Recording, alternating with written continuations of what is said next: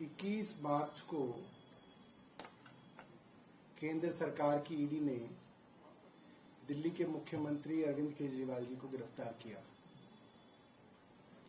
गिरफ्तार करने से करीब 2 साल पहले से भारतीय जनता पार्टी एक कैंपेन चला रही थी कि बहुत भ्रष्टाचार हुआ और बहुत सारे लोग इसके अंदर शामिल थे।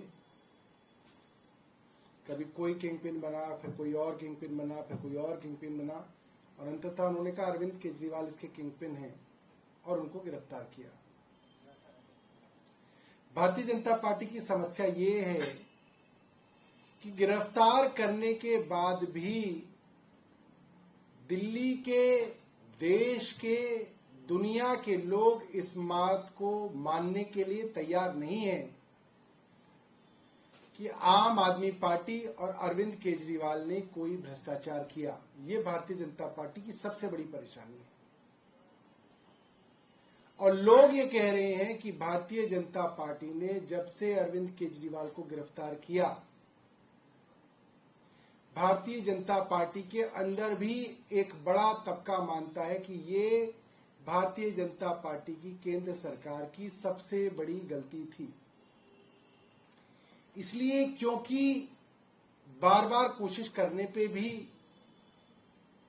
आम आदमी पार्टी को आप भ्रष्टाचारी सिद्ध नहीं कर पा रहे, हर रोज केंद्र सरकार और भारतीय जनता पार्टी किसी न किसी माध्यम से कोई नई कहानी गढ़ती है। मैं देख रहा हूं पिछले 2-3 दिन से एक शख्स हैं चरणप्रीत सिंह, जिनके बारे में अब ये कहा जा रहा है कि ये आम आदमी पार्टी के फंड मैनेजर है। आज कई अखबारों में इनको फंड मैनेजर बता दिया गया। हालांकि फंड मैनेजर नाम की कोई पोस्ट है, मुझे तो अब तक नहीं मालूम। मुझे भी काफी साल हो गए पार्टी में शुरू से हूं। कुछ बातें जो इस विषय में छुपाई जा रही हैं वो ये है, सबसे पहली बात कि ये चरणप्रीत सिंह पहले, आज से 1 साल पहले सीबीआई द्वारा गिरफ्तार किए गए और सीबीआई के उस वक्त के जज एम.के. नागपाल ने इनको जमानत दी, ये कह के कि इनके खिलाफ कोई पर्याप्त सबूत नहीं है कि ये किसी भी तरीके से तथाकथित एक्साइज मामले में शामिल हैं। ये बात कह के इनको बेल पिछले साल सीबीआई के मामले में दी गई जब सीबीआई ने इन्हें गिरफ्तार किया। अब 1 साल बाद जब इस मामले की जांच करते करते 2 साल हो गए सीबीआई और ईडी को, अब इनको ईडी ने गिरफ्तार कर लिया और साहब ऐसा हल्ला मचाया जा रहा है जैसे पता नहीं किसको गिरफ्तार कर लिया। अरविंद केजरीवाल जी के बाद अगला नंबर यही था इनका कि इनको गिरफ्तार कर लिया, बहुत जो है बड़ी बात हो गई। इस तरह से दिखाया जा रहा है। क्यों दिखाया जा रहा है? क्योंकि कोई सबूत नहीं है ईडी के पास। कोई मामले को चलाने के लिए सीबीआई, ईडी के पास कोई ऐसा सबूत, एविडेंस नहीं है कि इसको साबित करे और कम से कम दिल्ली वाले तो मान लें कि भ्रष्टाचार हुआ था।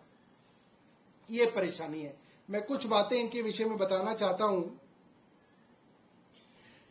कि जिस तथाकथित सबूत के नाम पे इनको गिरफ्तार किया है वो क्या है। कोई गुजरात के अंदर आड़ती है, कोई गुजरात के अंदर हवाला का कारोबारी है जिसने अपनी हाथ से नोट्स में गुजराती में इसका नाम पे कुछ लिखा हुआ है। आरोप बार बार ये लगता है कि पैसा साउथ से दिल्ली आया, दिल्ली से गोवा गया। भाई पैसा अगर साउथ से दिल्ली आया, दिल्ली से गोवा गया, तो गुजरात के अंदर एक ऑपरेटर क्यों गुजराती के अंदर उसके बारे में लिख रहा है? और क्या कोई किसी के हाथ की एंट्री सबूत मानी गई है? अभी अभी सहारा बिरला डायरी के बारे में सबको मालूम है। सुप्रीम कोर्ट के कई मामले इसके ऊपर आ चुके हैं, कई फैसले आ चुके हैं जिसमें साफ है कि इस तरीके की एंट्री कोई भी सबूत नहीं मानी जाती। वरना तो प्रधानमंत्री की अब तक जो है इंक्वायरी हो चुकी होती। प्रधानमंत्री का नाम जो है, जब वो मुख्यमंत्री थे गुजरात के, तब उनके नाम पे कुछ पैसे लिखे हुए थे, डायरी जमानत जब्त हुई थी, मगर सुप्रीम कोर्ट ने नहीं माना। एक ये है। दूसरा, कोई महिला हैं जिन्होंने भारतीय जनता पार्टी के गोवा के मुख्यमंत्री के साथ काम किया है, उनकी कैंपेन देखी है। भारतीय जनता पार्टी के गोवा के मुख्यमंत्री के साथ उनका कोई बयान है जिसमें वो कहते हैं कि चरणप्रीत ने मुझे कैश पैसा दिया। भारतीय जनता पार्टी के साथ काम करने वाली महिला, और जो खुद सीबीआई का रिकॉर्ड कहता है वो ये है कि ये जो चरणप्रीत हैं ये एक फ्रीलांसर की तरह काम करते हैं और ये कई पार्टियों के लिए काम कर चुके हैं। मसलन ये कांग्रेस के लिए काम करते रहे हैं, ये तृणमूल कांग्रेस के लिए काम करते रहे हैं, और ये भारतीय जनता पार्टी के लिए भी काम करते रहे हैं। ये खुद सीबीआई के रिकॉर्ड के अंदर ये बात है, उनके पास ये बात है। और एक और बात मैं आपको बता दूं कि आखिरी मर्तबा जब ये किसी की कैंपेन पे काम कर रहे थे तो चरणप्रीत प्रधानमंत्री जी की जो कैंपेन है विकसित भारत, उस कैंपेन पे काम कर रहे थे। लिहाजा रोज ये कोशिश केंद्र सरकार की हो रही है कि किसी तरीके से ये कोशिश की जाए कि लोग अरविंद केजरीवाल और आम आदमी पार्टी को भ्रष्टाचारी मान लें। रोज उल जुलूल बातों को जोड़ के कोई कहानी परोसी जाती है, चलाई जाती है, चलवाई जाती है कि किसी तरीके से लोग ये मान लें। मगर भारतीय जनता पार्टी की डेस्परेशन इसलिए बढ़ती जा रही है क्योंकि सब लोगों को गिरफ्तार करने के बाद भी, मुख्यमंत्री को गिरफ्तार कर लिया, उप मुख्यमंत्री को गिरफ्तार कर लिया, मंत्रियों को गिरफ्तार कर लिया, संजय जी तक को गिरफ्तार कर लिया, उसके बावजूद भी आज तक 2 साल की लंबी जांच के बाद कोई एक सबूत नहीं है सीबीआई और ईडी के पास जो ये साबित कर सके कि कोई इस तरीके का भ्रष्टाचार हुआ था। बहुत बहुत धन्यवाद। आपके पास कोई प्रश्न हो तो पूछ सकते हैं।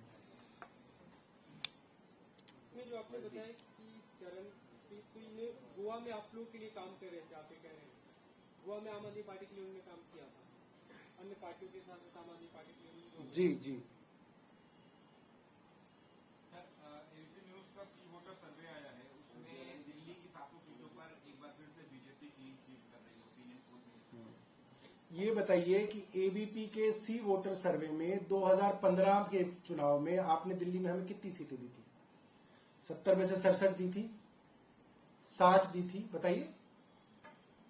अरे भाई बताइए ना, कितनी दी थी आपने?